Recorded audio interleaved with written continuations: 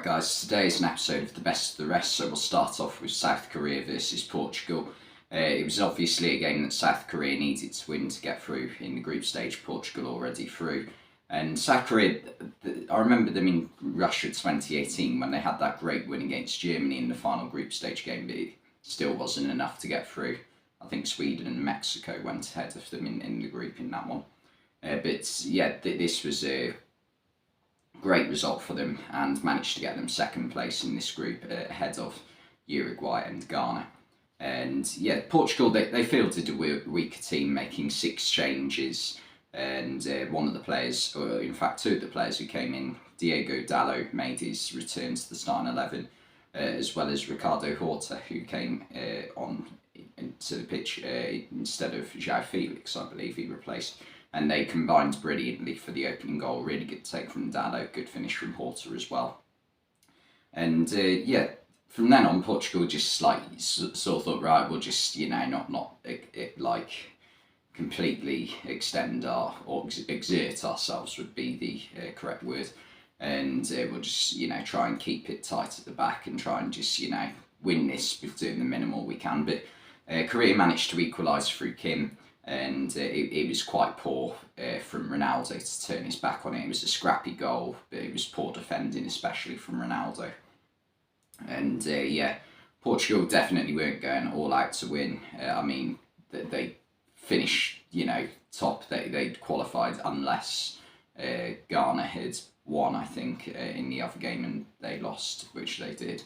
But yeah, ever since that second half against Ghana, though, for South Korea, they just they look a bit more revitalised and inspired to attack forwards since they had that first shot on target against Ghana, I think, because in that Uruguay game they were quite poor attacking wise, but since then they've just threw more bodies forward, which has definitely helped them. And yeah, Portugal had a late spell of pressure towards the end of the first half.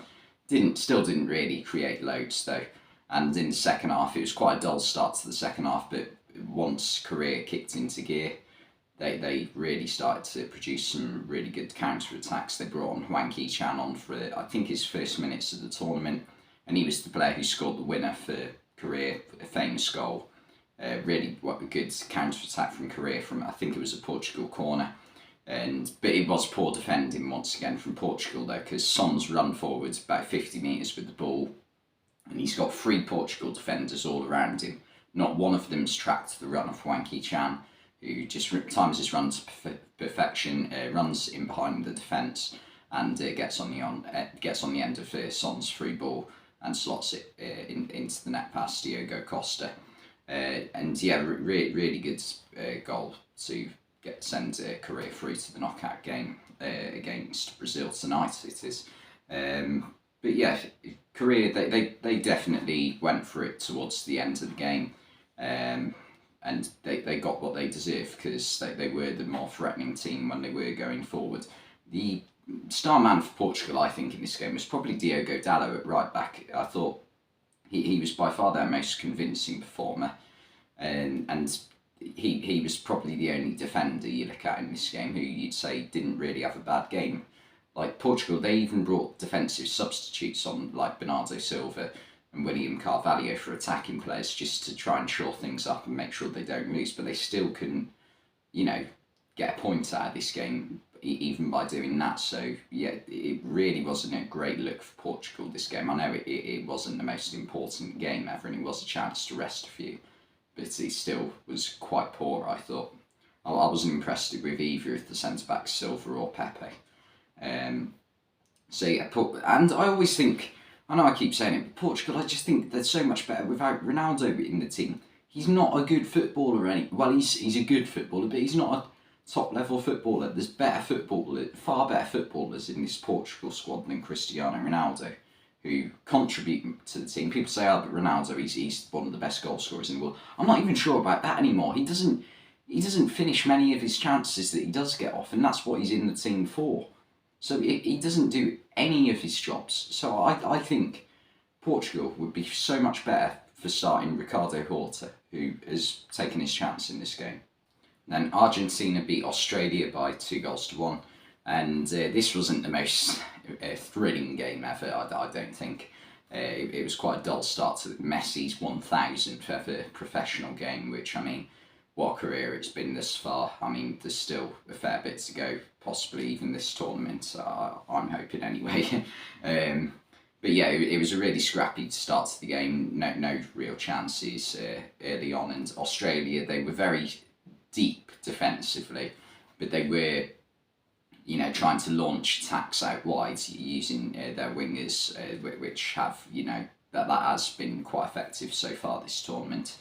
And yeah, I just wasn't very impressed with Argentina very early on. They were really struggling to create many chances. One player in particular who I thought had a poor game whilst he was on the pitch was Alejandro Gomez, or Papu Gomez. He got subbed off early on in the second half, and I just thought he was really ineffective on the left, didn't really create anything, and he hasn't played well really in any of the games he's played. I can understand why they wanted to give Di Maria a little bit of a break, because he is, 34, 35 now, Di Maria, and this is a game that you'd think Argentina really should be winning, so they'll want him, you know, to be fully fit for the rest of the tournament. So that was a smart move in the end by Scaloni, but yeah, Di Maria is just so much better.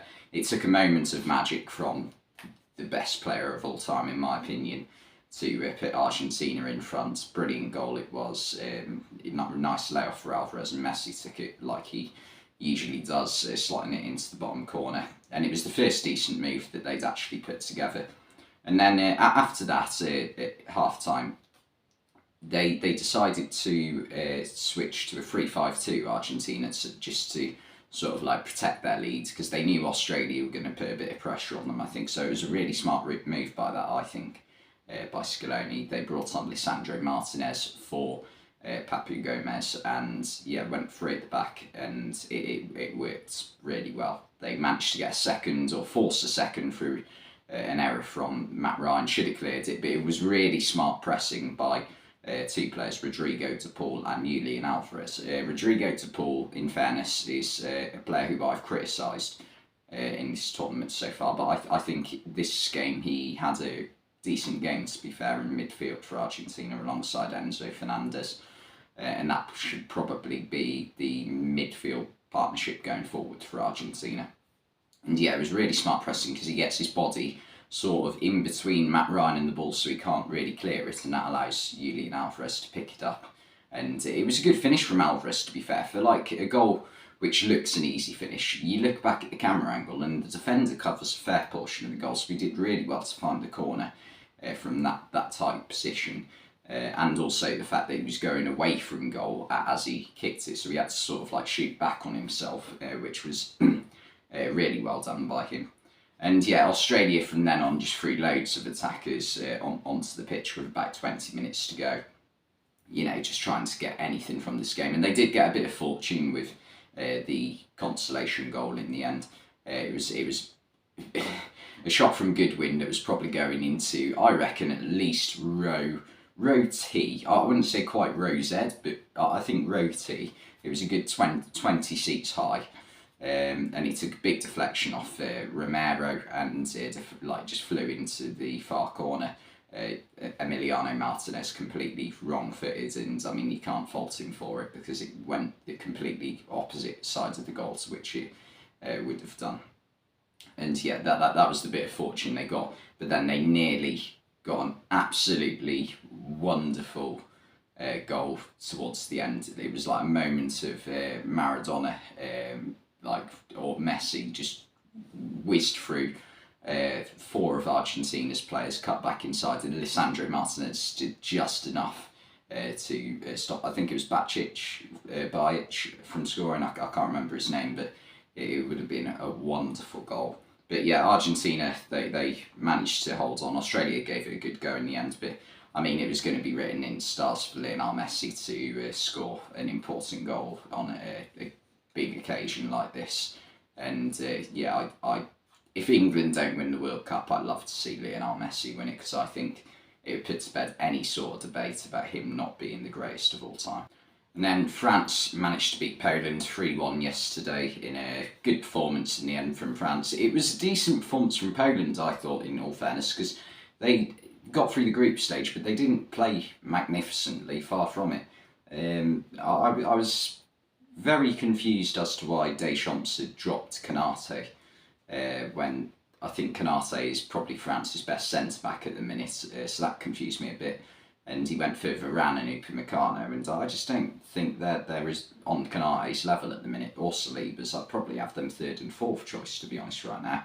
But yeah, France dominated the early stages of the game. It took about 20 minutes for Poland to get going, but once they did get going, Poland, they did start to create chances, and it was quite even the first half. It wasn't like France absolutely dominated.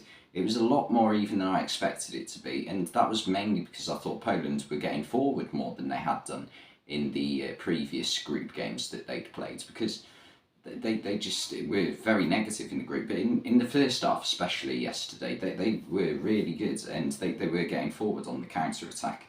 And they had a really good opportunity where France had to block about 3 shots in as many seconds to stop them from scoring, with about 10 minutes left to go in the first half. And yeah, there were times when they were put under real pressure. France did have their chances too. Giroud probably had the pick of the bunch, but it was quite a poor ball from Ousmane Dembele to him, which stopped him from scoring what would have been his record-breaking France goal. But he did manage to get his record-breaking France goal just before half-time. It was a really well-taken finish, similar to Vlahovic's against Switzerland the other night. Doesn't smash it, just tries to pick out the corner and does it superbly. And yeah, what an achievement to be like the all-time top scorer of a great footballing nation like France. When you think of some of the great attackers that they've had down the years that he's now, overtaken in the goal scoring charts, it's quite a list. You've got players like Platini, Henry. I know Zidane wasn't the greatest goal scorer ever, but he's scored quite a few for France. Benzema. You've got, like, if you go further back, Just Fontaine. There's so many that he's managed to overtake and become their all-time top scorer. I don't think it's going to last forever for Giroud, though, simply because of his current teammates being Kylian Mbappe, who managed to add to France's lead. Brilliant strike. It was a good counter-attack, good move from Giroud and Dembele in the build-up before Mbappe gave the keeper the eyes and stuck it into the near corner rather than the far corner. And that came just after Giroud was robbed of what would have been one of the goals of the tournament. It's never a foul. Szczesny's come out, he's punched the ball. Varane has got every right to challenge for it. There's no foul whatsoever, and Giroud scores an absolutely beautiful overhead kick and it's got disallowed. It's an absolute disgrace how that's been disallowed, I think. And yeah, it's just like, why? It's just so annoying, I find, because I quite like Giroud. I think he's one of the most underappreciated strikers of his generation. Like, people, when they think of great strikers over the past decade or so, they'll always name Suarez, Cavani, Ibrahimovic, Ronaldo if you class him as a striker, Lewandowski, Benzema, and Aguero, Kane. There's so many, but Giroud never gets put in that bracket. So I'm quite happy that he's starting to get a bit of recognition. By the way, I don't think he is like one of the great. I don't think he is Suarez and Lewandowski's level. I just think like people sometimes give him like a lot of stick for not being that level when he is still a very, very good striker. Mbappe also made it free around the 90th minute. Another brilliant goal where this time he went the other corner, whipped it top right corner, let it come across his body. And then Poland, they did manage to get a consolation goal in the very last minute of the game. Penalty. It was a questionable decision. I thought there wasn't much the player could do about handball. But Lewandowski, now this really annoys me. I think anyone who stutters on a penalty like he did should be given a yellow card, because Lloris stepped off his line, but Lloris wouldn't have stepped off his line if Lewandowski hadn't stuttered. He was very lucky to, 1, avoid a yellow card, and 2, get to retake it, and he still did the same thing. So he got lucky, I think.